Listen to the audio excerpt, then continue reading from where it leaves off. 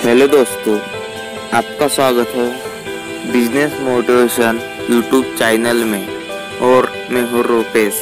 पिछले वीडियो में हमने जाना rich dad poor dad book का अध्याय 8 और इस वीडियो में हम जानने वाले हैं बुक का अध्याय 9। तो चलिए जानते हैं अध्याय 9। अगर आप इस चैनल पे नए हैं तो चैनल को सब्सक्राइब लाइक करना ना भूलें। साथ में पहले के वीडियोस को देखिए। पहले के वीडियोस के लिंक डिस्क्रिप्शन बॉक्स में दिए हुए हैं, वहाँ से आप वीडियोस को देख लीजिए। उसके बाद इस अध्याय 9 को देखिए। तो चलिए जानते हैं अध्याय 9। पुअर डैड अध्याय 9 शुरू करना। काश ऐसा होता कि मैं कह सकता कि दौलत इकट्ठी करना मेरे लिए आसान रहा है, परंतु ऐसा नहीं था। तो इस सवाल के जवाब में मैंने किस तरह शुरू किया। मैं दिन प्रतिदिन के हिसाब से अपने विचार प्रक्रिया को बताना चाहता हूं। बड़े सौदों को खोजना सचमुच आसान है। मैं आपसे यह वादा कर सकता हूं, यह मोटरसाइकिल बेचने की तरह है। थोड़े से अभ्यास के बाद आपको इसका पता ही नहीं चलता। जब पैसे की बात आती है तो आप अगर संकल्प कर लें तो थोड़ी देर डगमगाने के बाद आप संभल जाते हैं। जिंदगी में एक बार आने वाले करोड़ों डॉलर के सौदों को खोजने के लिए हम में फाइनेंशियल प्रतिभा होना जरूरी है। मुझे भरोसा है कि हम सभी के भीतर एक फाइनेंशियल जीनियस होता है। अगर यह है कि हमारी फाइनेंशियल जीनियस सोया होता है और उसे जगाने की जरूरत होती है। यह सोया रहता है क्योंकि हमारी संस्कृति ने हमारे भीतर यह संस्कार डाल रखे हैं कि पैसे का मोह सभी बुराइयों की जड़ है। इस संस्कृति ने हमें प्रोफेशन सीखने के लिए तो प्रोत्साहित किया है ताकि हम पैसे के लिए काम कर सकें, परंतु हमें यह नहीं सिखाया कि पैसे से किस तरह अपने लिए काम करवाया जाए। इसने हमें अपनी फाइनेंशियल असफलता के बारे में चिंता न करना सिखाया है। जब हमारे काम के दिन खत्म होंगे तो सरकार या हमारी कंपनी हमारी जिम्मेदारी संभाल लेगी, परंतु इसके लिए हमारे बच्चों को पैसा चुकाना होगा जो उसी स्कूल सिस्टम से शिक्षित होते हैं। संदेश यह है कि कड़ी मेहनत करो, पैसा कमाओ और इसे खर्च कर दो। और अगर हमारे पास पैसा कम हो तो हम हमेशा कर्ज तो ले ही सकते हैं। दुर्भाग्य से पाश्चात्य समाज के 90% से ज्यादा लोग इस सिद्धांत का पालन करते हैं, और ऐसा केवल इसलिए होता है क्योंकि नौकरी ढूंढना और पैसे के लिए काम करना ज्यादा आसान होता है। अगर आप इस भीड़ में से एक नहीं है तो मैं आपके फाइनेंशियल जीनियस को जगाने के लिए नीचे लिखे 10 कदम दे सकता हूं। मैं आपको केवल वही कदम बता रहा हूं जिस पर मैं चला हूं। अगर आप इसमें से कुछ पर चलना चाहते हैं तो बहुत अच्छा। अगर आप इन पर नहीं चलना चाहते तो आप खुद के कदम बना लें। आपका फाइनेंशियल जीनियस इतना स्मार्ट होता है कि आप अपनी खुद की सूची बना सकते हैं। जब मैं पेरू में था तो 45 वर्ष के सोने की खुदाई करने वाले से मैंने पूछा कि उसे इतना भरोसा क्यों है कि उसे सोने की खदान मिल जाएगी। उसने जवाब दिया, सोना तो हर जगह है, ज्यादातर लोगों की आंखें इसे देख नहीं पाती। और मैं कहूंगा कि यह सच है। रियल एस्टेट में मैं बाहर जा सकता हूं और 4 या 5 संभावना भरे सौदे कर सकता हूं, जबकि औसत व्यक्ति बाहर जाकर खाली हाथ लौट सकता है। जबकि हम दोनों एक ही इलाके में जाते हैं। इसका कारण यह है कि उन्होंने अपने फाइनेंशियल जीनियस को विकसित करने के लिए समय नहीं दिया है। मैं आपको नीचे 10 कदम बता रहा हूं जो ईश्वर द्वारा दी गई ताकतों को विकसित करने की प्रक्रिया है। ये ऐसी ताकतें हैं जिनका नियंत्रण केवल आप कर सकते हैं। नंबर 1, मुझे हकीकत से ज्यादा बड़ा कारण चाहिए। आत्मा की शक्ति। अगर आप ज्यादातर लोगों से पूछेंगे कि क्या वे अमीर या आर्थिक रूप से स्वतंत्र होना चाहेंगे तो वे हां कहेंगे, परंतु फिर हकीकत हावी हो जाती है। यह सड़क बहुत लंबी नजर आती है और इस पर बहुत सी टेकरियां भी दिखती हैं जिन्हें पार करना होगा। इसकी तुलना में यह ज्यादा आसान लगता है कि आप पैसे के लिए काम करें और बचे हुए पैसे अपने ब्रोकर को दे दें। मैं एक बार एक युवा महिला से मिला जिसने अमेरिका की ओलंपिक टीम में तैरने के सपने देखे थे। हकीकत यह थी कि उसे हर रोज सुबह 4 बजे उठना पड़ता था ताकि स्कूल जाने से पहले वह 3 घंटे तक तैर सके। शनिवार की रात को वह अपने दोस्तों के साथ पार्टी में भी नहीं जाती थी। उसे हर एक की तरह पढ़ाई करके अपने परीक्षा परिणाम पर भी ध्यान देना होता था। जब मैंने उससे पूछा कि उसकी अति मानवीय महत्वाकांक्षा और बलिदान के पीछे क्या कारण है, तो उसने यही कहा, मैं इसे अपने लिए करती हूं और उन लोगों के लिए जिनसे मैं प्रेम करती हूं। प्रेम ही मुझे सभी बाधाओं और बलिदानों के लिए तैयार करता है। हम क्या चाहते हैं और हम क्यों नहीं चाहते, इनका तालमेल भी एक कारण या लक्ष्य हो सकता है। जब लोग मुझसे पूछते हैं कि अमीर होने की इच्छा के पीछे मेरा कारण क्या था, तो यह गहरी भावनात्मक इच्छाओं और अनिच्छाओं का संयोग है। मैं कुछ की सूची बताऊंगा। पहले तो अपनी अनिच्छाओं की, क्योंकि उन्हीं के कारण इच्छाएं पैदा होती है। मैं सारी जिंदगी नौकरी नहीं करना चाहता था। मैं वह नहीं चाहता था जो मेरे माता पिता चाहते थे, यानी नौकरी की सुरक्षा और उपनगर में एक घर। मैं एक कर्मचारी नहीं बने रहना चाहता था। मुझे इस बात से बहुत नफरत होती थी कि मेरे डैडी अपने करियर में इतने व्यस्त रहते थे कि वे मेरे फुटबॉल मैच देखने भी नहीं आ पाते थे। मेरे डैडी सारी जिंदगी कड़ी मेहनत करते रहे और सरकार ने उनकी मौत पर उनकी कमाई का ज्यादातर हिस्सा ले लिया। मुझे इस बात से भी नफरत होती थी, अपनी मौत के बाद वे अपनी मेहनत की कमाई को अपने वारिसों के लिए नहीं छोड़ पाए। अमीर लोग ऐसा नहीं करते। वे कड़ी मेहनत करते हैं और अपने बच्चों के लिए ढेर सारा पैसा छोड़ जाते हैं। अब इच्छाओं की बात। मैं दुनिया घूमना चाहता हूं और जिंदगी को मनचाहे तरीके से जीना चाहता हूं। मैं ऐसा अपनी जवानी में ही कर लेना चाहता हूं। मैं केवल आजाद होना और अपने समय और अपनी जिंदगी पर नियंत्रण करना चाहता हूं। मैं चाहता हूं कि पैसा मेरे लिए काम करे। ये मेरे गहरे भावनात्मक कारण है। आपके पास क्या कारण है? अगर वे पर्याप्त ताकतवर नहीं है तो रास्ते में आगे आने वाली हकीकत आपके कारणों पर हावी हो जाएगी। मैंने कई बार पैसा गंवाया है और कई बार फिर से शुरू किया है, परंतु चूंकि मेरे पास गहरे भावनात्मक कारण थे, इसलिए मैं हर बार उठ खड़ा हुआ और आगे बढ़ चला। मैं 40 साल की उम्र तक आजाद होना चाहता था, परंतु इसमें मुझे 7 साल ज्यादा लग गए और मैं आखिरकार 47 साल की उम्र में आजाद हो सका। और बीच में मुझे कई सीखने वाले अनुभव मिले। जैसा मैंने कहा है, काश मैं कह सकता कि यह आसान था। यह बिल्कुल आसान नहीं था, परंतु यह कठिन भी नहीं था। परंतु बिना दमदार कारण या लक्ष्य के जिंदगी में हर चीज कठिन होती है। अगर आपके पास कोई दमदार कारण नहीं है तो आगे बढ़ने में कोई समझदारी नहीं है। इसमें बहुत ज्यादा मेहनत लगेगी। नंबर 2, मैं हर दिन विकल्प चुनता हूं। विकल्प चुनने की ताकत, यह मुख्य कारण होता है कि लोग एक आजाद देश में रहना चाहते हैं। हमें चुनने का अधिकार चाहिए। आर्थिक रूप से जब हमारे हाथ में एक भी डॉलर आता है तो यह हमारे हाथ में होता है कि हम भविष्य में अमीर, गरीब या मध्यम वर्गीय बनने का विकल्प चुनें। हमारे खर्च करने की आदतें बताती है कि हम कौन हैं। गरीब लोगों की खर्च करने की आदतें गरीबी की होती है। बचपन में मुझे यह फायदा मिला कि मुझे लगातार मोनोपोली खेलना बहुत पसंद था। किसी ने मुझे यह नहीं बताया था कि मोनोपोली केवल बच्चों के लिए है, इसलिए बड़े होने के बाद भी मैं इसे खेलता रहा। मेरे पास एक अमीर डैडी भी थे जो मुझे संपत्ति और दायित्व में फर्क को समझाते रहे। तो बहुत समय पहले अपने बचपन में ही मैंने अमीर बनने का विकल्प चुना और मैं जानता था कि मुझे केवल इतना ही करना था, असली संपत्तियों को इकट्ठा करना था। मेरे सबसे अच्छे दोस्त माइक को संपत्ति वाला कॉलम विरासत में मिला था, परंतु उसे इसे बनाए रखना सीखना था। कई अमीर परिवार अपनी संपत्तियों को अगली पीढ़ी में सिर्फ इसलिए खो देते हैं क्योंकि उन संपत्तियों की देखरेख करने के लिए किसी को प्रशिक्षण नहीं दिया जाता। ज्यादातर लोग अमीर न बनने का विकल्प चुनते हैं। 90% लोगों के लिए अमीर बनना बहुत झंझट का काम है, तो वे इस तरह की कहावतें इजाद कर लेते हैं।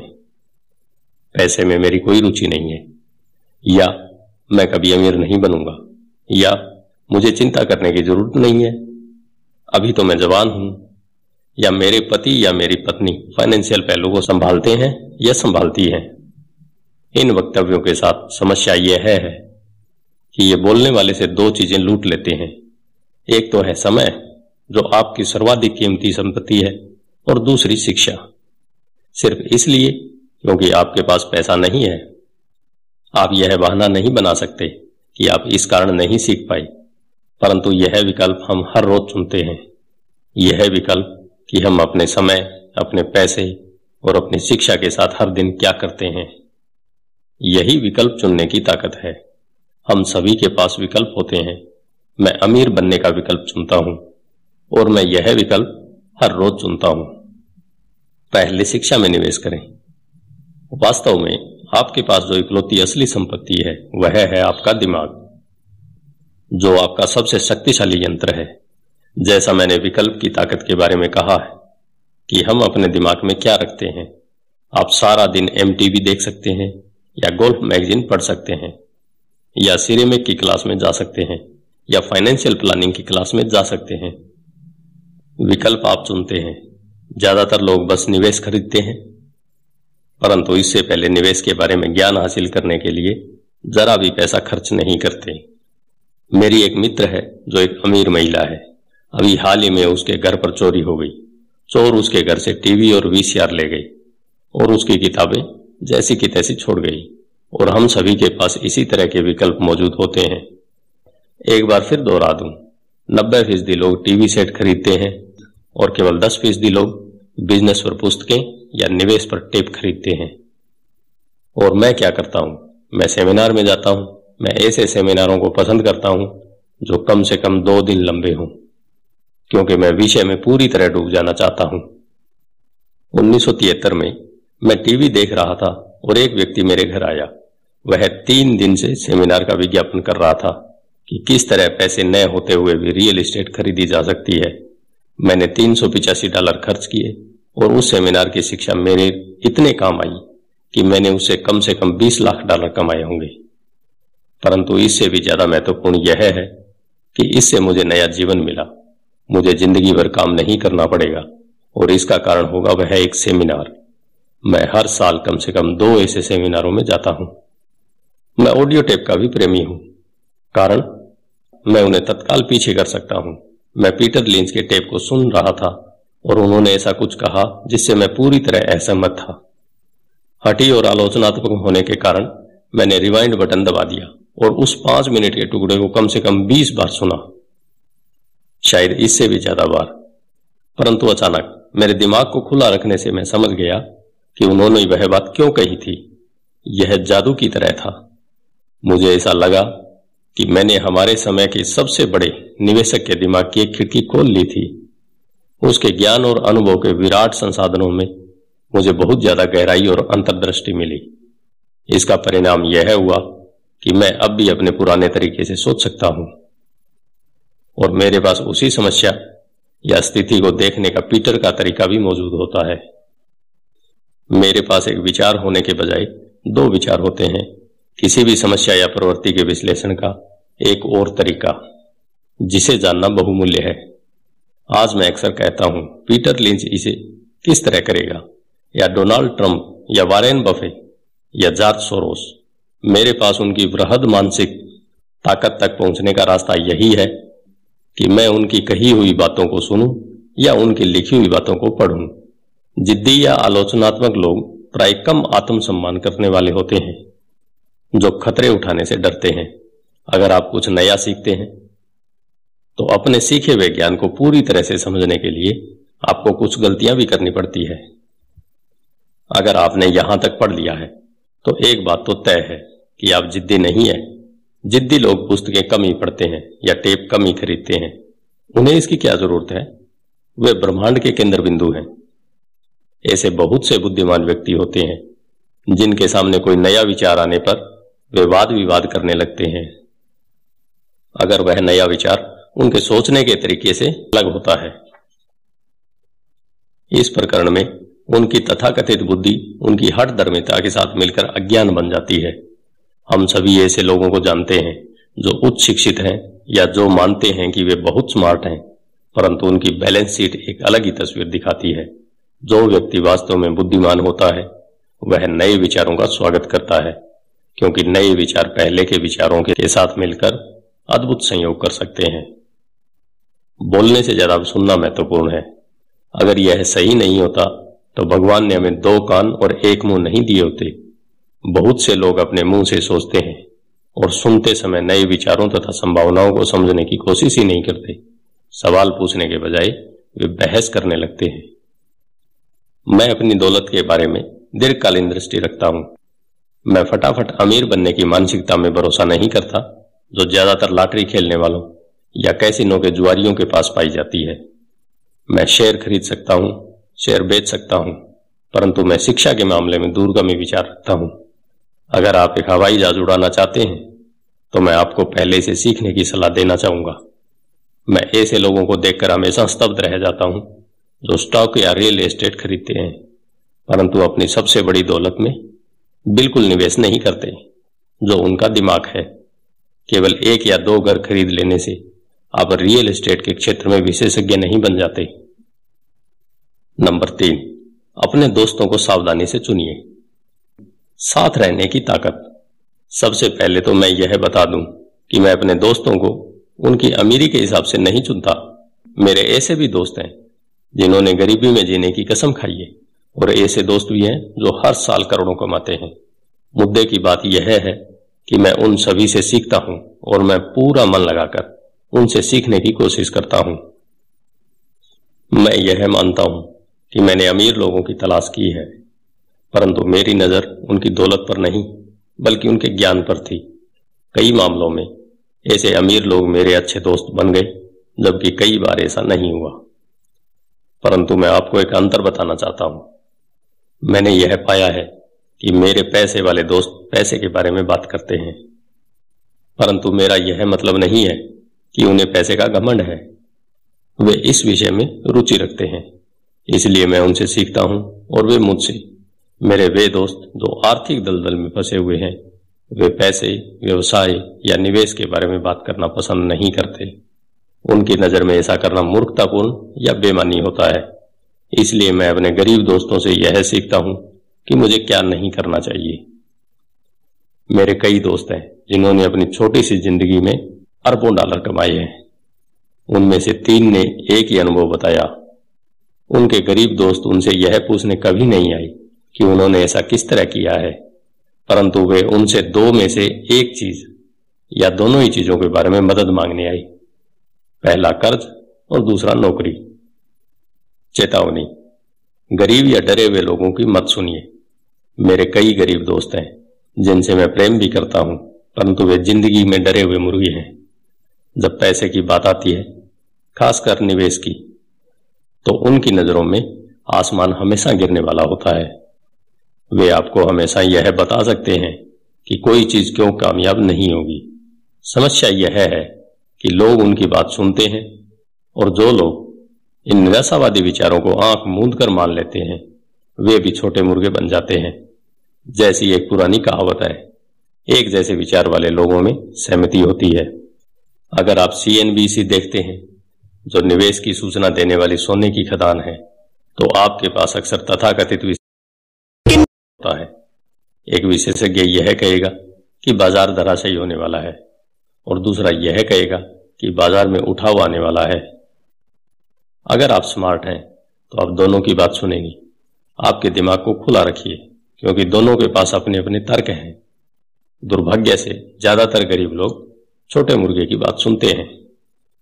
मेरे बहुत से करीबी मित्र हैं, सौदे या निवेश से रोकने के लिए अपने तर्क देते हैं। कुछ सालों पहले मेरे दोस्त ने मुझे बताया कि वह इसलिए रोमांचित था क्योंकि उसे अपनी जमा पूंजी पर 6% ब्याज वाला बॉन्ड मिल गया था। मैंने उसे बताया कि मैं सरकार से 16% ब्याज कमा रहा हूं। अगले ही दिन उसने मुझे एक लेख भेज दिया जिसमें यह लिखा था कि मेरा निवेश क्यों खतरनाक था। मैं सालों से 16% ब्याज कमा रहा हूं और वह अब भी 6% ब्याज ही ले रहा है। मैं तो यह कहूंगा कि दौलत बनाने में सबसे कठिन चीज यह है कि आप अपने प्रति ईमानदार रहें और भीड़ के साथ चलने की इच्छा न रखें। बाजार में आमतौर पर भीड़ सबसे बाद में आती है और इसलिए हलाल हो जाती है। अगर मुख्य पृष्ठ पर किसी बड़े सौदे की खबर छपी है तो ज्यादातर मामलों में बहुत देर हो चुकी है। किसी नए सौदे की तलाश करिए। जैसा हम तैरने वालों से कहा करते हैं, हमेशा एक और लहर आती है। जो लोग जल्दबाजी करते हैं और किसी लहर पर देर से पहुंचते हैं, वे अक्सर धराशायी हो जाते हैं। स्मार्ट निवेशक बाजार की टाइमिंग को ध्यान में नहीं रखते हैं। अगर एक लहर चली गई है तो वे अगली लहर की खोज करते हैं और खुद को पोजीशन में कर लेते हैं। ज्यादातर लोगों के लिए यह मुश्किल इसलिए होता है क्योंकि जो लोकप्रिय नहीं है वह खरीदना उनके लिए डरावना होता है। डरपोक निवेशक उस भेड़ के झुंड की तरह होते हैं जो भीड़ के साथ ही चलते हैं, या उनकी लालच उन्हें उस समय अंदर लाता है जब समझदार निवेशक मुनाफा कमाकर बाहर जा चुके हैं। समझदार निवेशक उस समय शेयर खरीदते हैं जब यह लोकप्रिय नहीं होता। वे जानते हैं कि वे खरीदते समय मुनाफा कमाते हैं, बेचते समय नहीं। वे धीरज से इंतजार करते हैं। जैसा मैंने कहा, वे मार्केट की टाइमिंग को ध्यान में नहीं रखते हैं। किसी तैरने वाले की तरह वे भी अगली बड़ी लहर के लिए खुद को पोजीशन कर लेते हैं। यह इनसाइडर ट्रेडिंग या अंदरूनी सौदेबाजी है। इनसाइडर ट्रेडिंग कानूनी और गैर कानूनी दोनों तरह की होती है, परंतु किसी भी तरह से देखें, यह इनसाइडर ट्रेडिंग ही है। फर्क सिर्फ इतना होता है कि आप अंदर से कितनी दूरी पर हैं। अंदरूनी जानकारी रखने वाले अमीर दोस्तों को बनाए रखने का एक कारण यह भी होता है क्योंकि पैसा यहीं बनाया जाता है। यह सूचना के आधार पर बनाया जाता है। आप अगले उछाल के बारे में जान लेते हैं, प्रवेश कर लेते हैं और अगले गिराव के पहले बाहर निकल जाते हैं। मैं यह नहीं कहता कि इसे गैर कानूनी तरीके से करें, परंतु मैं यह जरूर कहता हूं कि आपको जानकारी की जितनी जल्दी मिलेगी, आप उतने ही कम खतरे में उतना ही ज्यादा लाभ कमा पाएंगे। दोस्त इसलिए होते हैं और यही फाइनेंशियल बुद्धि है। नंबर 4, किसी फार्मूले के विशेषज्ञ बन जाइए और फिर एक और नया फार्मूला सीख लीजिए। जल्दी सीखने की ताकत। ब्रेड बनाने के लिए हर बेकर का एक फार्मूला होता है, चाहे वह उसके दिमाग में ही क्यों न हो। यही पैसा बनाने के बारे में भी सही है। इसलिए धन को अक्सर डो भी कहा जाता है। हम में से ज्यादातर लोगों ने यह कहावत सुनी है, आप वह है जो आप खाते हैं। मैं इसी कहावत को दूसरी तरह से कहना चाहूंगा। मैं कहता हूं, आप वह बनते हैं जो आप पढ़ते हैं। दूसरे शब्दों में, आप सावधान रहें कि आप क्या पढ़ रहे हैं या क्या सीख रहे हैं, क्योंकि आपका दिमाग इतना ज्यादा ताकतवर है कि आप जिस चीज के बारे में सीखेंगे आप वही बन जाएंगे। उदाहरण के तौर पर, अगर आप कुकिंग सीखते हैं तो आप कुक बन जाते हैं। अगर आप कुक नहीं बनना चाहते हैं तो आपको कोई और विषय पढ़ना चाहिए। जैसा एक स्कूल टीचर शिक्षण का अध्ययन कर लेने के बाद आप अक्सर शिक्षक बन जाते हैं, और इसी तरह सिलसिला जारी रह सकता है। अपने अध्ययन के विषय को सावधानी से चुनें। जब पैसे की बात आती है तो ज्यादातर लोगों के पास वही एक मूलभूत फार्मूला होता है जो उन्हें स्कूल में सिखाया जाता था, और वह फार्मूला है, पैसे के लिए काम करो। संसार में सबसे ज्यादा लोकप्रिय फार्मूला यही है। इसके कारण हर दिन करोड़ों लोग सुबह उठते हैं और काम पर जाते हैं, पैसे कमाते हैं, बिल चुकाते हैं, चेकबुक को बैलेंस करते हैं, कुछ म्यूचुअल फंड खरीद लेते हैं और फिर से काम पर चले जाते हैं। यही उनका मूलभूत फार्मूला या नुस्खा है। अगर आप जो कर रहे हैं उससे आप थक गए हैं या पर्याप्त नहीं कमा रहे हैं, तो आपको अपने पैसे बनाने के फार्मूले को बदल लेना चाहिए। बहुत समय पहले जब मैं 26 साल का था, मैंने सप्तांत की एक कक्षा में भाग लिया जिसका शीर्षक था, किस तरह रियल एस्टेट फोरक्लोजर्स को खरीदें। मैंने एक फार्मूला सीख लिया। अगला कदम था अपने सीखे हुए सिद्धांत को असली जीवन में आजमाना।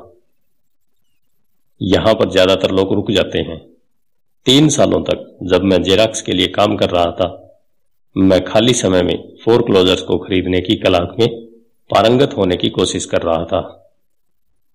मैंने उस फार्मूले से कई करोड़ डॉलर बनाए हैं, परंतु आज यह बहुत धीमा फार्मूला है और फिर भी बहुत से लोग इसका प्रयोग कर रहे हैं। एक बार मैं उस फार्मूले का विशेषज्ञ बन गया तो मैं नए फार्मूले की खोज करने लगा।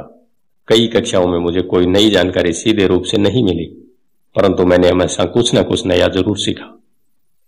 मैंने ऐसी बहुत सी कक्षाओं में भाग लिया है जो केवल डेरिवेटिव सौदेबाजों के लिए आयोजित की गई थी, और वस्तुओं के ऑप्शन सौदेबाजों के लिए तथा अराजकवादियों के लिए आयोजित कक्षाओं में भी मैं गया हूं। मैं अपने दायरे से पूरी तरह बाहर पहुंच गया था और एक ऐसे कमरे में था जहां परमाणु भौतिकी और स्पेस साइंस के विशेषज्ञों की भीड़ थी, परंतु मैंने वहां बहुत कुछ सीखा जिससे मेरा स्टॉक और रियल एस्टेट निवेश ज्यादा अर्थपूर्ण और फायदेमंद बन गया। ज्यादातर जूनियर कॉलेजों और सामुदायिक कॉलेजों में फाइनेंशियल प्लानिंग या पारंपरिक निवेश को खरीदने के तरीकों पर कक्षाएं आयोजित की जाती हैं। शुरुआत करने के लिए यह बहुत अच्छी जगह है, तो मैं हमेशा एक ज्यादा तेज फार्मूले की खोज करता रहता हूं। इसी कारण नियमित रूप से मैं एक दिन में जितना कमा लेता हूं उतना कमाने में कई लोगों की पूरी जिंदगी लग जाती है। एक और बात, आज की तेजी से बदल रही दुनिया में आप कितना जानते हैं यह ज्यादा महत्वपूर्ण नहीं रह गया है, क्योंकि प्राय आज आप जितना जानते हैं वह पुराना हो चुका है। महत्वपूर्ण यह है कि आप कितनी तेजी से सीखते हैं। यह कला अनमोल है। ज्यादा तेज फार्मूले ढूंढने में यह बहुत काम आती है। पैसे के लिए कड़ी मेहनत करना एक पुराना फार्मूला है जो गुफा मानव के जमाने से पैदा हुआ था। नंबर 5, खुद को सबसे पहले वेतन दें। खुद पर अनुशासन की ताकत। अगर आप खुद पर काबू नहीं रख पाते तो अमीर बनने की कोशिश भी न करें। आपको इससे पहले मरीन कॉर्प्स या किसी धार्मिक संस्था में जाना चाहिए ताकि आपको खुद पर काबू रखना आ जाए। इस बात का कोई मतलब नहीं है कि निवेश करें, पैसा कमाएं और उसे फूंक दें। खुद पर अनुशासन की कमी के कारण ही करोड़ों डॉलर की लॉटरी जीतने वाले लोग जल्द ही दिवालिया हो जाते हैं। यह खुद पर अनुशासन की कमी ही है जिससे तनख्वाह बढ़ने पर लोग तत्काल बाजार जाकर नई कार खरीद लेते हैं या विदेश यात्रा पर निकल जाते हैं। यह कहना कठिन है कि 10 कदमों में कौन सा सबसे ज्यादा महत्वपूर्ण है, परंतु सभी कदमों में से इस कदम की विशेषज्ञता सबसे कठिन है। अगर यह आप में पहले से ही मौजूद न हो, मैं तो यह भी कहना चाहूंगा कि खुद पर अनुशासन की कमी ही वह सबसे बड़ा कारण है जो लोगों को 3 समुदायों में बांटता है: अमीर, गरीब और मध्यम वर्ग। सीधे तरीके से कहें कि जिन लोगों में आत्मविश्वास कम होता है और जो फाइनेंशियल दबावों को ज्यादा सहन नहीं कर पाते, वे कभी अमीर नहीं बन सकते। और कभी नहीं का मतलब होता है कभी नहीं। जैसा मैंने पहले बताया था, मैंने अपने अमीर डैडी से यह सबक सीखा था कि दुनिया आपको इधर उधर धकेलेगी। दुनिया लोगों को इधर उधर धकेलती है तो इसलिए नहीं क्योंकि बाकी लोग गुंडे होते हैं, बल्कि इसलिए कि आप में आंतरिक नियंत्रण और अनुशासन की कमी होती है। जिन लोगों में आंतरिक सहन शक्ति की कमी होती है वे अक्सर उन लोगों के शिकार हो जाते हैं जिनमें आत्म अनुशासन होता है। मैं जिन व्यावसायिक कक्षाओं में पढ़ाता हूं वहां मैं लोगों को लगातार यह याद दिलाता हूं कि वे अपने सामान या सेवा पर अपना ध्यान केंद्रित न करें, बल्कि मैनेजमेंट की कला पर अपना ध्यान केंद्रित करें। अपना खुद का व्यवसाय शुरू करने के लिए 3 सर्वाधिक महत्वपूर्ण मैनेजमेंट दक्षताएं हैं। नंबर 1, कैश फ्लो का मैनेजमेंट। नंबर 2, लोगों का मैनेजमेंट। नंबर 3, व्यक्तिगत समय का मैनेजमेंट। मैं यह कहूंगा कि ये तीनों दक्षताएं केवल व्यवसाय शुरू करने वालों के लिए ही नहीं बल्कि सभी काम करने वालों के लिए है। ये तीनों आपकी जीवन शैली में महत्वपूर्ण भूमिका निभाती हैं। व्यक्ति के रूप में, परिवार के सदस्य के रूप में, व्यवसाय में, किसी धार्मिक संगठन में, शहर या देश में। ये सभी दक्षताएं आत्मानुशासन को साधने से बढ़ जाती हैं। मैं खुद को सबसे पहले भुगतान करें सिद्धांत को हल्केपन से नहीं लेता। जॉर्ज क्लासेन की पुस्तक the richest man in Babylon में खुद को सबसे पहले भुगतान करें का वक्तव्य सबसे पहले आया है। इस पुस्तक की करोड़ों प्रतियां बिक चुकी हैं। हालांकि करोड़ों लोग इस जबरदस्त जुमले को दोहराते हैं, पर बहुत कम लोग ही इस सलाह का पालन करते हैं। जैसा मैंने कहा है, फाइनेंशियल साक्षरता अक्सर पढ़ने की योग्यता देती है और अंक कहानी बता देते हैं। किसी व्यक्ति के इनकम स्टेटमेंट और बैलेंस शीट देखकर मैं तत्काल यह देख सकता हूं कि जो लोग खुद को सबसे पहले भुगतान करें के सिद्धांत का राग अलापते रहते हैं, वे दरअसल इसका कितना पालन करते हैं। एक चित्र 1000 शब्दों के बराबर होता है। तो एक बार फिर हम ऐसे लोगों के फाइनेंशियल स्टेटमेंट की तुलना करें जो खुद को सबसे पहले भुगतान करते हैं और जो ऐसा नहीं करते। चित्रों का अध्ययन कीजिए और देखिए कि क्या आप कुछ अंतर पकड़ सकते हैं। इसके लिए कैश फ्लो की समझ जरूरी है, जिससे कहानी बताई जाती है। ज्यादातर लोग अंक देखते हैं और कहानी को अनदेखा कर देते हैं। अगर आप सचमुच कैश फ्लो की ताकत समझना शुरू कर देते हैं तो आपको जल्द ही यह पता चल जाएगा कि अगले चित्र में कहां गड़बड़ी है और 90% लोग क्यों जिंदगी भर कड़ी मेहनत करते रहते हैं और इसके बाद उन्हें सोशल सिक्योरिटी जैसी सरकारी मदद की जरूरत क्यों होती है। क्या आप इसे देख सकते हैं? यह चित्र उस व्यक्ति के काम को दर्शाता है जो खुद का भुगतान सबसे पहले करता है। हर महीने अपने मासिक खर्चों का भुगतान करने से पहले वे अपने संपत्ति वाले कॉलम में पैसा डालते हैं। हालांकि करोड़ों लोगों ने क्लास 10 की पुस्तक पढ़ी है और खुद को सबसे पहले भुगतान करने का सिद्धांत समझा, परंतु हकीकत में वे खुद को सबसे आखिर में भुगतान करते हैं। अब मैं आप में से उन लोगों की चीख पुकार सुन सकता हूं जो अपने बिल्स का भुगतान सबसे पहले करने में गंभीरतापूर्वक विश्वास करते हैं, और मैं यह भी सुन सकता हूं कि सभी जिम्मेदार लोग अपने बिल समय पर चुकाते हैं। मैं यह नहीं कहता कि आप गैर जिम्मेदार हो जाएं या अपने बिल का भुगतान न करें। मैं सिर्फ यह कहता हूं कि आप वही करें जो यह पुस्तक आपको सिखाती है, यानी खुद को सबसे पहले पैसा दें। और पिछला चित्र इसी सिद्धांत का सही लेखांकन चित्र है, जबकि बाद में आने वाला चित्र पूरी तरह से गलत है। मेरी पत्नी और मेरे पास कई बुक कीपर्स, अकाउंटेंट्स और बैंकर हैं, जिन्हें शुरू में इस खुद को सबसे पहले पैसा दे सिद्धांत से बहुत समस्या होती थी। इसका कारण यह है कि यह फाइनेंशियल प्रोफेशनल भी दरअसल वही करते हैं जो कि जनता करती है, यानी वे भी खुद को सबसे आखिर में पैसा देते हैं। वे बाकी लोगों को सबसे पहले पैसा देते हैं। मेरे जीवन में ऐसे महीने भी आए हैं जब किन्हीं कारणों से मेरा कैश फ्लो मेरे बिल से काफी कम रहा है, फिर भी मैंने खुद को ही सबसे पहले पैसे दिए। मेरे अकाउंटेंट और बुक कीपर चीखने लगे, वे आपके पीछे पड़ जाएंगे, आपको जेल भी हो सकती है, आप अपनी क्रेडिट रेटिंग बिगाड़ देंगे, वे लोग बिजली काट देंगे। मैंने फिर भी सबसे पहले खुद को ही पैसा दिया, क्योंकि the richest man in Babylon की कहानी इसी बारे में है, खुद पर अनुशासन की ताकत और आंतरिक सहन शक्ति के बारे में। इसे बोलचाल की भाषा में गुर्दा भी कहते हैं। जैसा मेरे अमीर डैडी ने मेरे नौकरी के पहले माह में मुझे बताया था कि ज्यादातर लोग दुनिया की ठोकरें सहन करते रहते हैं। पैसे वसूलने वाला आता है और आप या तो पैसे चुकाओ, वरना तो आप उसे पैसे दे देते हैं और खुद को पैसे नहीं देते हैं। एक सेल्स क्लर्क कहता है, आप इसे अपने कार्ड चार्ज में डाल दें। आपका रियल एस्टेट एजेंट आपसे कहता है, आगे चले बढ़ो, घर खरीदने पर सरकार आपको टैक्स में छूट देती है। पूरी पुस्तक दरअसल इसी बारे में है। आप में धारा के विरुद्ध जाने का और अमीर बनने का गुर्दा होना चाहिए।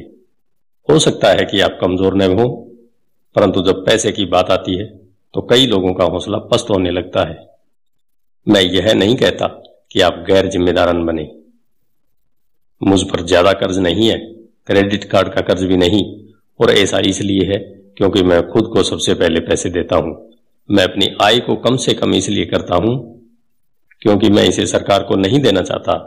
इसलिए आप में से जिन लोगों ने the secret of the rich नाम का वीडियो देखा है, उन्हें मैं यह बता दूं कि मेरी आय नेवादा के कॉर्पोरेशन के जरिए मेरे संपत्ति वाले कॉलम से आती है।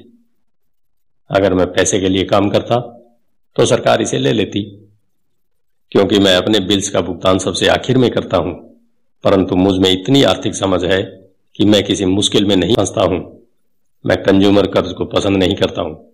मेरे पास इतने दायित्व है जो 99% लोगों से ज्यादा है, परंतु उनका भुगतान मैं नहीं करता, बल्कि दूसरे लोग मेरी देनदारियों को चुकाते हैं। वे मेरे किराएदार कहलाते हैं। तो खुद को पैसा देने का पहला नियम यह है, कभी कर्ज में मत फंसो। हालांकि मैं अपने बिल्स का भुगतान सबसे आखिर में करता हूं, परंतु मैं केवल कुछ महत्वहीन बिल ही बचा कर रखता हूं। दूसरी बात यह है कि जब भी मेरे पास पैसा कम होता है तब भी मैं खुद को ही सबसे पहले पैसे देता हूं। मैं कर्ज देने वालों और सरकार को चीखने देता हूं। जब वे कठोर होते हैं तो मुझे अच्छा लगता है। क्यों? क्योंकि ये लोग मुझ पर एक एहसान कर रहे हैं। वे मुझे प्रेरित कर रहे हैं कि मैं जाऊं और ज्यादा पैसा कमाऊं। तो मैं खुद को सबसे पहले पैसा देता हूं, उस पैसे को निवेश करता हूं और कर्ज देने वालों को चीखने देता हूं। मैं वैसे आमतौर पर उन्हें सही समय पर भुगतान कर देता हूं। मेरी पत्नी और मेरी साख बहुत अच्छी है। हम केवल दबाव में नहीं आते हैं और कर्ज उतारने के लिए अपनी बचत को इस्तेमाल नहीं करते, न ही उनके लिए अपने स्टॉक को बेचते हैं। इसमें बहुत ज्यादा समझदारी नहीं है। तो जवाब यह है, नंबर 1, ऐसे बड़े कर्ज में न फंसें जिसका भुगतान आपको करना हो। अपने खर्चों को सीमित रखें, अपनी संपत्ति को बनाएं, अपनी संपत्ति को सबसे पहले बनाएं, फिर बड़ा घर या शानदार कार खरीदें। चूहा दौड़ में फंसे रहने में समझदारी नहीं है। नंबर 2, जब आपके पास पैसा कम हो तो दबाव को बढ़ने दें और अपनी बचत या निवेश को खर्च न करें। उस दबाव को अपनी फाइनेंशियल प्रतिभा को प्रेरित करने के लिए इस्तेमाल करें ताकि आप ज्यादा पैसा कमाने और अपने बिल्स का भुगतान करने के नए तरीकों के बारे में सोच सकें। इससे ज्यादा पैसा कमाने की आपकी योग्यता भी बढ़ेगी और आपकी फाइनेंशियल बुद्धि भी ज्यादा विकसित होगी। मैं कई बार फाइनेंशियल भट्टी में तपा हूं और मैंने अपने दिमाग का इस्तेमाल करके ज्यादा आमदनी हासिल की है और यह ध्यान रखा है कि मेरे संपत्ति वाले कॉलम को कोई नुकसान न पहुंचे। मेरा बुक कीपर चीखने लगा और बचाव के लिए छुप गया, परंतु मैं उस तरह का सिपाही था जो किले की रक्षा के लिए लड़ रहा था। गरीब लोगों की आदतें भी गरीब होती हैं। एक आम बुरी आदत है बचत में से पैसे निकाल लेना।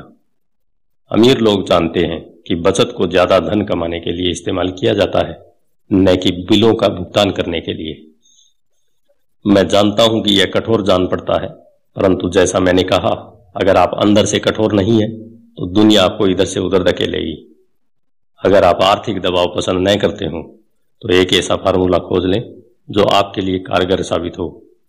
एक अच्छा फार्मूला यह होगा कि खर्च कम किया जाए, पैसे को बैंक में रखा जाए, ज्यादा इनकम टैक्स चुकाया जाए, सुरक्षित म्यूचुअल फंड खरीदे जाएं और औसत बने रहने की कसम खाई जाए। परंतु यह खुद को सबसे पहले भुगतान करें के सिद्धांत का उल्लंघन करता है। यह नियम आत्म बलिदान या आर्थिक संन्यास को प्रोत्साहित नहीं करता है। इसका मतलब यह नहीं है कि खुद को सबसे पहले पैसे देने के बाद भूखे मरो। जिंदगी मौज मस्ती के लिए है। अगर आप अपनी फाइनेंशियल प्रतिभा को जागृत कर लेंगे तो आपके पास जीवन के सभी सुख हो सकते हैं। आप अमीर बन सकते हैं और बिल चुका सकते हैं और इस प्रक्रिया में अच्छी जिंदगी जी भी सकते हैं। और यही फाइनेंशियल बुद्धि कहलाती है। नंबर 6, अपने ब्रोकर को अच्छा पैसा दें। अच्छी सलाह की शक्ति। मैं अक्सर देखता हूं कि लोग अपने घर के सामने एक पट्टी टांग देते हैं, मालिक बेचना चाहता है। या मैं टीवी पर देखता हूं कि कई लोग डिस्काउंट ब्रोकर होने का दावा करते हैं। मेरे अमीर डैडी ने मुझे इसका उल्टा सिखाया है। वे इस बात में भरोसा करते थे कि प्रोफेशनल्स को अच्छा भुगतान किया जाए और मैंने भी उसी सिद्धांत को अपनाया है। आज मेरे पास महंगे वकील, अकाउंटेंट्स, रियल एस्टेट ब्रोकर और स्टॉक ब्रोकर हैं। क्यों? क्योंकि और मेरा सचमुच मानना है, अगर लोग प्रोफेशनल्स हैं तो उनकी सेवाओं से आपको पैसा मिलना चाहिए और वे जितना ज्यादा पैसा कमाएंगे आप भी उतना ही ज्यादा पैसा कमाएंगे। हम सूचना के युग में रह रहे हैं। सूचना बेशकीमती है। एक अच्छा ब्रोकर आपको सूचना तो देगा ही, आपको शिक्षित करने के लिए समय भी देगा। मेरे पास कई ब्रोकर हैं जो मेरे लिए यह करने के इच्छुक हैं। कुछ ने मुझे तब सिखाया है जब मेरे पास बहुत कम पैसा था या बिल्कुल भी पैसा नहीं था, और मैं आज भी उनके साथ हूं। मैं ब्रोकर को जितना पैसा देता हूं वह मेरे द्वारा उसकी सूचना से कमाए गए धन का बहुत छोटा हिस्सा होता है। मैं इसे पसंद करता हूं जब मेरा रियल एस्टेट ब्रोकर या स्टॉक ब्रोकर बहुत पैसा कमाता है, क्योंकि इसका आमतौर पर यह मतलब होता है कि मैंने भी बहुत सा पैसा कमाया है। एक अच्छा ब्रोकर मुझे पैसे कमाने की जानकारी देने के अलावा मेरा समय भी बचाता है। जैसे उस समय जब मैंने खाली जमीन के टुकड़े को $9,000 में खरीदा और तत्काल इसे $25,000 में बेच दिया ताकि मैं अपने लिए जल्दी से कार खरीद सकूं। ब्रोकर आपके लिए बाजार की आंख और कान है। वे हर रोज वहां होते हैं और इसलिए मेरी वहां कोई जरूरत नहीं होती। मैं इसके बजाय गोल्फ खेल सकता हूं। इसके अलावा जो लोग खुद ही अपना घर बेचते हैं उनके लिए खुद के समय की कोई खास कीमत नहीं होती। मैं कुछ पैसे बचाने के चक्कर में अपना समय क्यों खराब करूं, जबकि इस समय को मैं ज्यादा पैसा कमाने या अपने अंतरंग लोगों के साथ बिताने में इस्तेमाल कर सकता हूं। मुझे यह बहुत मजेदार लगता है कि इससे ज्यादा गरीब और मध्यम वर्गीय लोग रेस्तरां में खराब सर्विस के बावजूद 15 से 20% टिप देते हैं और ब्रोकर को 3 से 7% देने में आनाकानी और शिकायत करते हैं।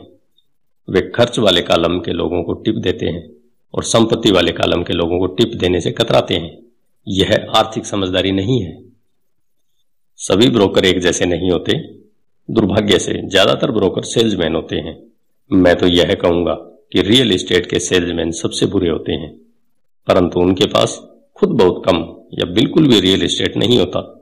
घर बेचने वाले ब्रोकर और निवेश बेचने वाले ब्रोकर में बहुत बड़ा अंतर होता है। और यह स्टॉक, बॉन्ड, म्यूचुअल फंड और बीमा ब्रोकर के बारे में भी सही है, जो खुद को फाइनेंशियल प्लानर कहते हैं। परी कथा की ही तरह आप एक राजकुमार खोजने के लिए बहुत से मेंढकों को चूमते हैं। पुरानी कहावत को याद कीजिए, अगर आपको एनसाइक्लोपीडिया की जरूरत हो तो एनसाइक्लोपीडिया बेचने वाले से मत पूछिए। जब मैं किसी प्रोफेशनल का इंटरव्यू लेता हूं तो मैं पहले यह पता करता हूं कि उसके पास खुद कितनी व्यक्तिगत प्रॉपर्टी या स्टॉक है और वह कितने % टैक्स दे रहा है। मैं अपने टैक्स अटॉर्नी और अकाउंटेंट के बारे में भी यही करता हूं। मेरे पास एक अकाउंटेंट है जो अपने काम से काम रखती है। उसका पेशा हालांकि अकाउंटिंग है, परंतु उसका काम रियल एस्टेट में है। मेरे पास एक अकाउंटेंट था जो एक छोटा बिजनेस अकाउंटेंट था, परंतु उसके पास रियल एस्टेट नहीं था। मैंने अकाउंटेंट बदल लिया क्योंकि हम एक ही बिजनेस से प्रेम नहीं करते थे। ऐसा ब्रोकर खोजिए जो आपके सर्वश्रेष्ठ हितों को ध्यान में रखता हो। कई ब्रोकर आपको शिक्षित करने के लिए समय निकाल लेंगे और वे आपके द्वारा खोजी गई सर्वश्रेष्ठ संपत्ति साबित हो सकते हैं। बस उदार रहिए और वे भी आपके प्रति उदार रहेंगे। अगर आप उनके कमीशन में कटौती करने के बारे में ही सोचते रहेंगे तो वे आपके आसपास क्यों रहना चाहेंगे। यह विशुद्ध और आसान सा तर्क है। जैसा मैंने पहले कहा था, मैनेजमेंट की दक्षताओं में से एक लोगों का मैनेजमेंट है। कई लोग केवल ऐसे लोगों को मैनेज कर पाते हैं जो उनसे कम स्मार्ट हों और जिन पर उनकी सत्ता हो। जैसे किसी ऑफिस में अधीनस्थ, कोई दोयम दर्जे के मैनेजर्स ही बने रहेंगे और उन्हें कभी तरक्की नहीं मिल पाएगी, क्योंकि वे यह तो जानते हैं कि नीचे वालों के साथ कैसे काम किया जाता है, परंतु वे यह नहीं जानते कि ऊपर वालों के साथ कैसे काम किया जाए। असली दक्षता है किसी तकनीकी क्षेत्र में अपने से श्रेष्ठ और ज्यादा स्मार्ट लोगों को मैनेज करना और उन्हें अच्छे पैसे देना। इसलिए कंपनियों में बोर्ड ऑफ डायरेक्टर होता है, आपके पास भी होना चाहिए, और यह फाइनेंशियल समझदारी है। नंबर 7, इंडियन दाता बनिए। यह बिना कुछ दिए पाने की ताकत है। जब अमेरिका में गोरे लोग गए तो उन्हें अमेरिकी इंडियंस की पारंपरिक संस्कृति से झटका लगा। उदाहरण के तौर पर, अगर किसी गोरे व्यक्ति को ठंड लगती थी तो इंडियन उन्हें कंबल दे देते थे। श्वेत प्रवासी इसे उपहार समझ लेते थे और जब इंडियन कंबल वापस मांगता था तो उन्हें बहुत बुरा लगता था। इंडियन को भी बुरा लगता था जब उन्हें यह पता चलता था कि श्वेत प्रवासी कंबल वापस नहीं करना चाहते थे। इस तरह इंडियन दाता वाक्यांश पैदा हुआ, एक छोटी सी सांस्कृतिक नासमझी के कारण। संपत्ति के कॉलम के दुनिया में इंडियंस दाता बनना दौलत के लिए बहुत जरूरी है। परिष्कृत निवेशक का पहला सवाल यह होता है, मेरा पैसा मुझे कितनी जल्दी वापस मिल जाएगा। वे यह भी जानना चाहते हैं कि उन्हें मुफ्त में क्या मिल रहा है, इसलिए निवेश पर वापसी इतनी महत्वपूर्ण है। उदाहरण के तौर पर, मुझे एक छोटा रियल एस्टेट मिला जो मेरे घर से थोड़ी ही दूरी पर था। बैंक $60,000 चाहती थी और मैंने $50,000 की बोली लगाई, जो उन्होंने सिर्फ इसलिए स्वीकार कर ली क्योंकि बोली के साथ $50,000 का चेक भी लगा हुआ था। उन्होंने यह महसूस किया कि मैं गंभीर था। ज्यादातर निवेशक यह कहेंगे कि क्या आप अपना बहुत सा पैसा फंसा नहीं रहे हैं? क्या इस पर लोन लेना ज्यादा बेहतर नहीं होगा? इसका जवाब है, इस मामले में बिल्कुल नहीं। मेरी निवेश कंपनी जाड़े के महीनों में इसे वेकेशन रेंटल के रूप में इस्तेमाल करती है, जब प्रवासी पक्षी एरिज़ोना से आते हैं, और इसे 4 महीनों के लिए $2,500 किराए पर दे देती है। बाकी के 8 महीनों में इसका किराया केवल $1,000 होता है। मेरा पैसा लगभग 3 सालों में वापस आ गया था।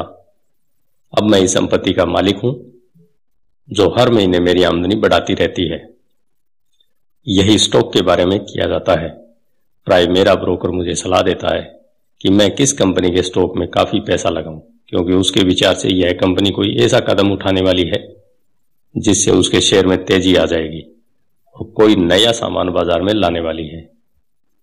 मैं अपने पैसे को 1 हफ्ते से लेकर 1 महीने तक लगाए रखता हूं, जब शेयर की कीमतें बढ़ती हैं।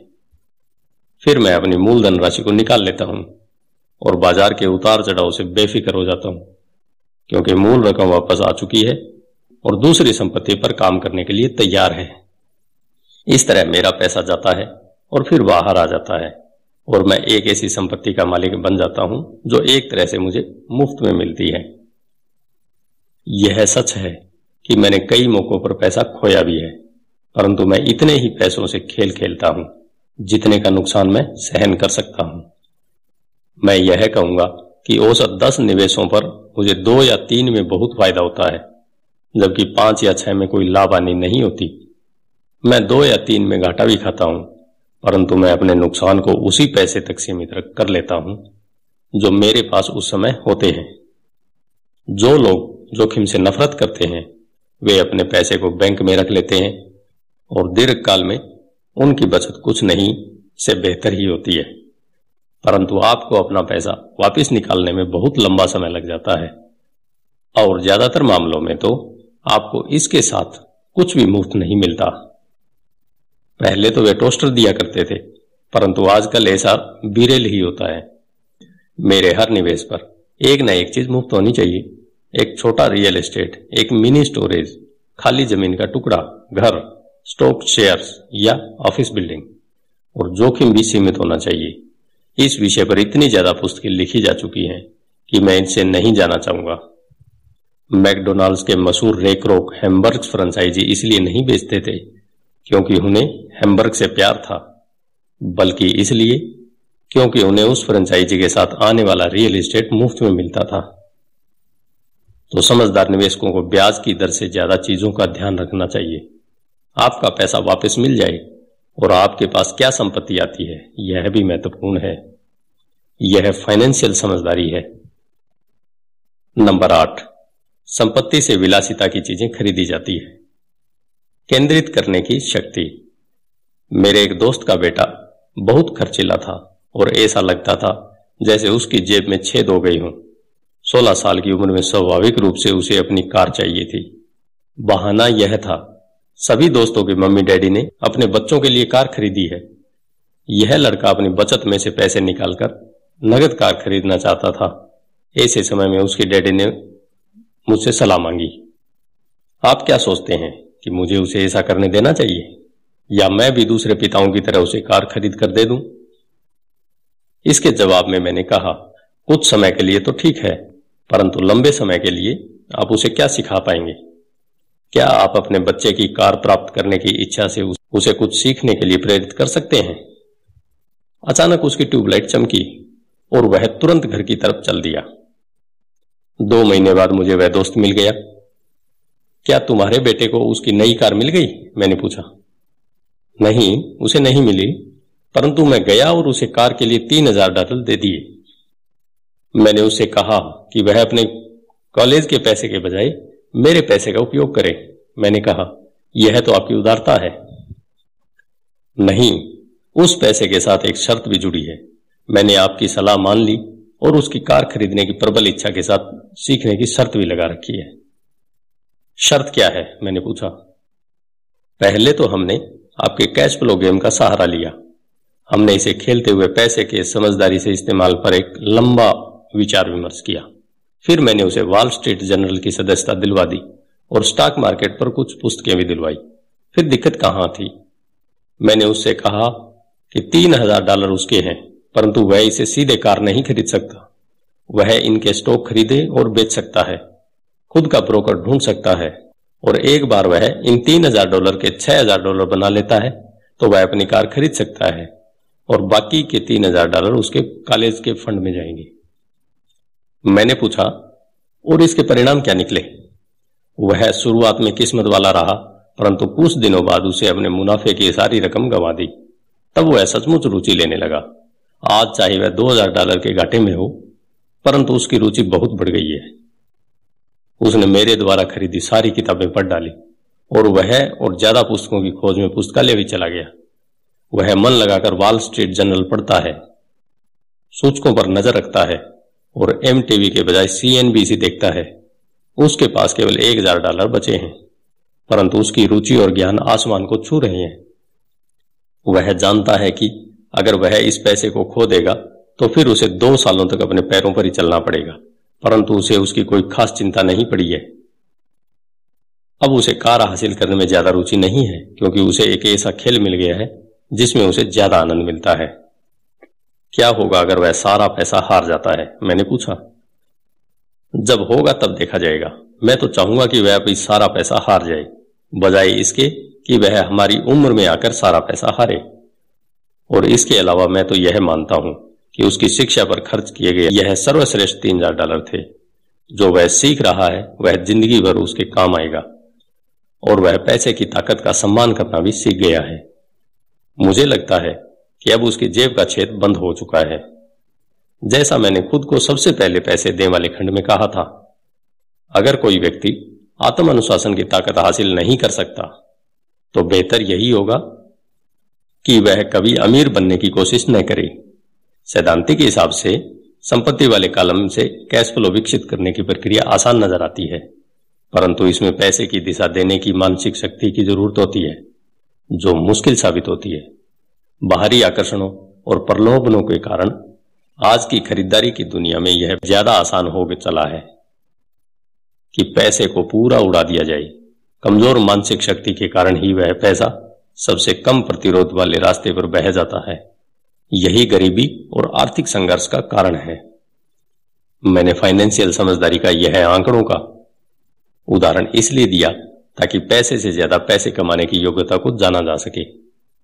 अगर हम 100 लोगों को साल के शुरू में $10,000 दे दें तो साल के अंत में क्या होगा? 80 के पास कुछ भी नहीं बचेगा।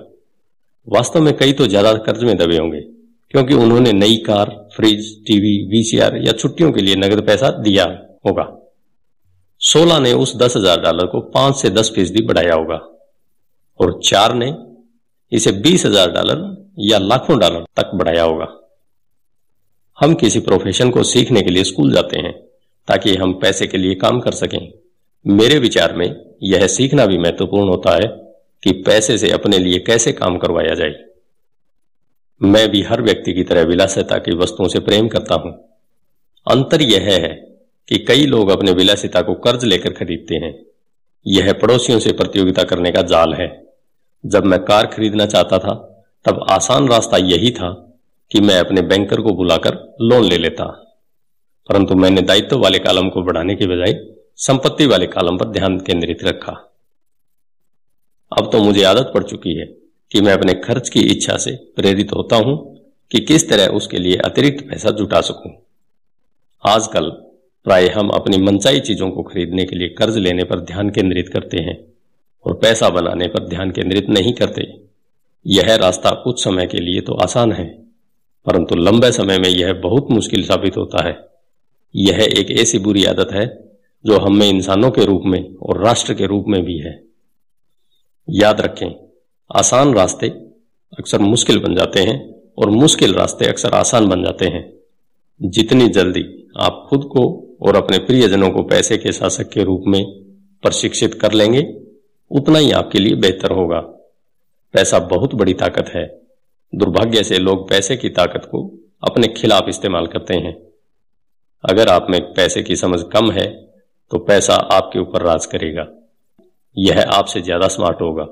अगर पैसा आपसे ज्यादा स्मार्ट बन जाएगा तो आप इसके लिए जिंदगी भर काम करते रहेंगे।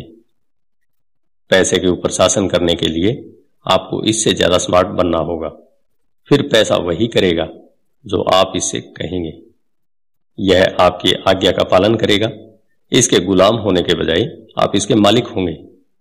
यही आर्थिक समझदारी है। नंबर 9, नायकों की जरूरत। मिथक की ताकत।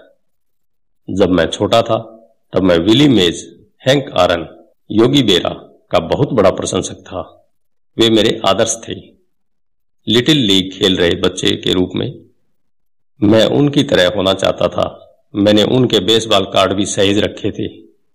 मैं उनके बारे में सब कुछ जान लेना चाहता था। मैं उनके बारे में सभी आंकड़े जानता था, उनके बैटिंग के औसत, उन्हें मिलने वाली धनराशि और वे किस तरह बड़े हुए, सब कुछ। मैं सब कुछ इसलिए जानना चाहता था क्योंकि मैं उनके जैसा बनना चाहता था। 9 या 10 साल की उम्र में मैं जब बेसबॉल खेलने के लिए मैदान पर जाता था तो वह मैं नहीं जाता था, बल्कि मेरे रूप में योगी या हैंक मैदान पर उतरते थे। यह सीखने के सबसे सशक्त तरीकों में से एक है जो हम बड़े होने के बाद खो देते हैं। हम अपने नायकों को खो देते हैं। हम अपने नौसिखिएपन को खो देते हैं। आज मैं अपने घर के पास छोटे बच्चों को बास्केटबॉल खेलते देखता हूं। कोर्ट पर वे छोटी जानी नहीं होते। वे तो माइकल जॉर्डन, सर चार्ल्स या क्लाइड होते हैं। आदर्श नायकों की नकल करना ज्ञान प्राप्त करने का सच्चा और सशक्त तरीका है। और इसलिए जब ओजी सिम्पसन की तरह का नायक बदनाम होता है तो इतनी चीख पुकार मचती है। यह किसी अदालती कार्रवाई से ज्यादा होता है। यह एक आदर्श नायक को खो देना होता है। एक ऐसे व्यक्ति जिसकी तरह बनने का सपना लोग बचपन में संजोए रखते हैं और वे जिसकी पूजा करते हैं। अचानक हमें उस व्यक्ति को अपनी जिंदगी से निकालना पड़ता है। जब मैं बड़ा हो गया था तो मेरे नायक बदल गए थे। मेरे गोल्फ के हीरो बने पीटर जैक्सन, फ्रेड कपल्स और टाइगर वुड्स। मैं उनके शॉट की नकल करता हूं और उनके बारे में सब कुछ पढ़ने की कोशिश करता हूं। मेरे आदर्श नायकों में Donald Trump, Warren buffet, Peter lynch, George Soros और जिम रॉजर्स भी हैं। बड़ा हो जाने के बाद मैं उनके आंकड़े उसी तरह जानता हूं जिस तरह की अपने बचपन में बेसबॉल हीरोज के आंकड़े जानता था। मैं अनुसरण करता हूं जब वारेन बुफे निवेश करते हैं और बाजार के बारे में, उनके नजरिए के बारे में सब कुछ पढ़ने की कोशिश करता हूं। मैं पीटर लिंच की पुस्तक भी इसलिए पढ़ता हूं ताकि स्टॉक चुनने की उनकी तकनीक को समझ सकूं, और मैं डोनाल्ड ट्रंप के बारे में भी इसलिए पढ़ता हूं ताकि यह जान सकूं कि वे किस तरह सौदे करते हैं। जिस तरह मैदान पर बेसबॉल के लिए बैटिंग करते जाते समय मैं खुद की भूमिका में नहीं होता था, उसी तरह जब मैं बाजार में उतरता हूं या मैं कोई सौदा करता हूं तो मैं अवचेतन रूप से ट्रंप की बहादुरी का अभिनय करता हूं। या जब मैं किसी प्रवृत्ति का विश्लेषण करता हूं तो मैं उसे इस तरह देखता हूं जैसे पीटर लिंच यह काम कर रहे हों। आदर्श नायक होने से हम अपनी कच्ची प्रतिभा के वृहद स्रोत का दहन करते हैं, परंतु आदर्श नायक हमें प्रेरित करने से भी ज्यादा बड़ा काम करते हैं। वे चीजों को ज्यादा आसान बना देते हैं। चीजें आसान दिखने के कारण हम भी उन्हीं की तरह बनना चाहते हैं। अगर वे ऐसा कर सकते हैं तो मैं भी यही कर सकता हूं। जब निवेश की बात आती है तो ज्यादातर लोग इसे बहुत कठिन समझते हैं। इसके बजाय उन्हें आदर्श नायकों की तलाश करना चाहिए जो इन्हें आसान बना देते हैं। नंबर 10, सिखाओ और आपको हासिल होगा। देने की शक्ति। मेरे दोनों डैडी शिक्षक थे। मेरे अमीर डैडी ने मुझे ऐसा सबक सिखाया जो मेरे साथ जिंदगी भर चल रहा है, और वह सबक था परोपकार करना या देना। मेरे पढ़े लिखे डैडी ने अपने समय और ज्ञान द्वारा दूसरों को बहुत दिया, परंतु शायद ही कभी अपना पैसा दिया हो। जैसा मैं बता चुका हूं, वे सामान्यतः कहा करते थे कि वे तभी देंगे जब उनके पास कुछ अतिरिक्त धन होगा, और उनके पास कभी भी अतिरिक्त धन नहीं होता था। मेरे अमीर डैडी ने पैसा भी दिया और शिक्षा भी। वे देने के सिद्धांत में पक्का यकीन रखते थे। अगर आपको कुछ चाहिए तो आपको पहले कुछ देने की जरूरत है। वे हमेशा कहा करते थे, जब उनका हाथ तंग होता था तब भी वे अपनी चर्च या अपनी पसंदीदा धार्मिक संस्था को दान देते थे। अगर मैं आपके पास कोई विचार छोड़ना चाहता हूं तो वह विचार यही होगा, जब भी आपको किसी चीज की कमी या जरूरत महसूस हो तो पहले उस चीज को दे दें। बाद में वह बाल्टियों से भरकर आपके पास लौट आएगी। यह पैसा, मुस्कुराहट, प्रेम, दोस्ती सभी के बारे में सही है।